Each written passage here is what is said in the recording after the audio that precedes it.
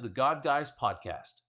Today, we are looking at Colossians 2:18 through 19, a passage where Paul warns the Colossians about the dangers of false humility and the worship of angels.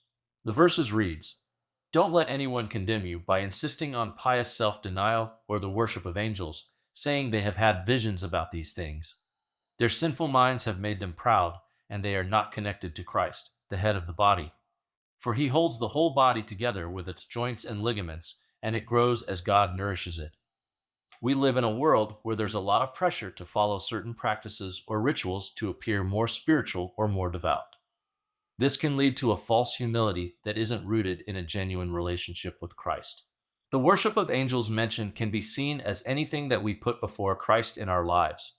It could be our jobs, our relationships, or even our own pride. We need to remember that our connection to Christ is what truly nourishes us and holds us together. It's easy to get caught up in outward displays of piety and forget the heart of our faith. But Paul reminds us that Christ is the head of the body, the church, and it's in him that we find our true spiritual nourishment and growth. So, how can we apply this to our daily walk? Let's focus on keeping Christ at the center of our lives.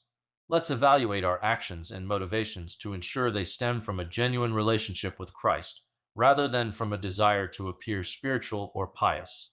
Remember, your connection with Christ is what truly nourishes and sustains you. So, keep Christ at the forefront and don't let anything take his place.